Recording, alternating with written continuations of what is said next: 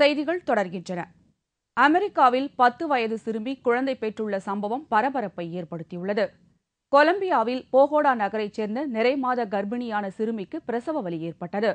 இதையடுத்து அந்த சிறுமியை அவளது குடும்பத்தினர் லாஸ் ஏஞ்சல்ஸ் நகரில் உள்ள ஒரு மருத்துவமனையில் சேர்த்தனர். அங்கு அறுவை சிகிச்சை மூலம் சிறுமிக்கு குழந்தை பிறந்தது. 2 கிலோ 250 கிராம் எடை உள்ள குழந்தை ஆரோக்கியமாக இருப்பதாக டாக்டர்கள் தெரிவித்தனர். அந்த சிறுமி யார், அவள் எப்படி தாய்மை அடைந்தாள், அதற்கு காரணமான நபர் யார் போன்ற விவரங்கள் எதுவும் வெளியிடப்படவில்லை. மேலை நாடுகளில் இனக்கவர்ச்சி காரணமாக சில இடங்களில் இதுபோன்ற சம்பவங்கள் நடந்து வருகிறது.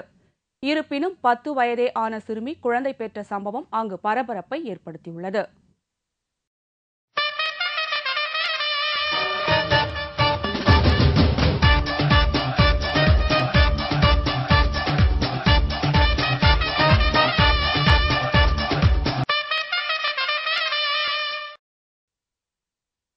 IPL தொடரின் இன்றைய முதல் போட்டியில் Bengaluru Royal Challengers, Kolkata night Riders அணிகள் மோதுகின்றன.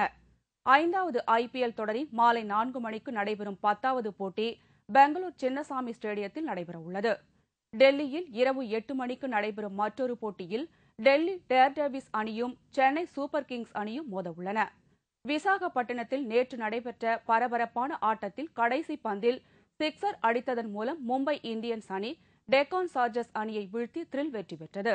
டாஸ் வென்ற டெக்கான் அணி பேட்டிங்கை முதலில் தேர்வு செய்து நிர்ணயிக்கப்பட்ட 20 ஓவரில் 9 விக்கெட் இழப்பிற்கு 138 ரன்கள் எடுத்தது.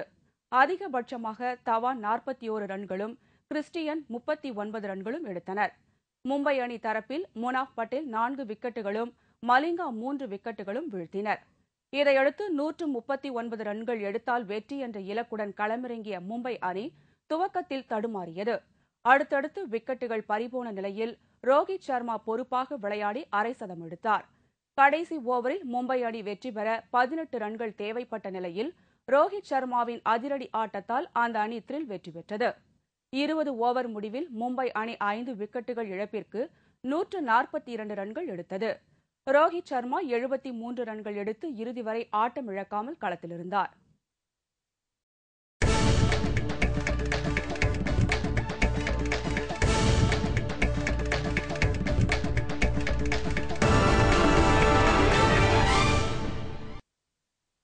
வடதுருவ பகுதியில் நடந்த மாரத்தான் போட்டியில் பலர் பங்கேற்று பனிபடர்ந்த இடத்தில் ஓடியது அனைவரையும் வெகுவாக கவர்ந்தது.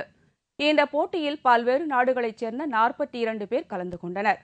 26 டிகிரி செல்சியஸ் வெப்பநிலையில் 42 கிலோமீட்டர் தூரத்திற்கு பந்தய வீரர்கள் ஓடினார்கள்.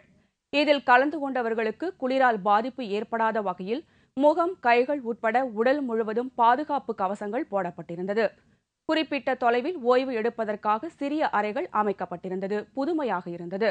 இந்த போட்டியின் ஆண்கள் பிரிவில் பிரிட்டனைச் சேர்ந்த ஆண்ட்ரூ முர்ரே 4 மணி நேரம் 17 நிமிடங்களிலும், பெண்கள் பிரிவில் ஆஸ்திரேலியாவைச் சேர்ந்த டெமிலிசா பேர் என்பவர் 6 மணி 6 நிமிடங்களிலும் பந்தய தூரத்தை கடந்து முதலிடம் பிடித்தனர். இத்துடன் செய்திகள் நிறைவடைகின்றன. தலைப்புச் செய்திகள் மாலை 6 மணிக்கு. வணக்கம்.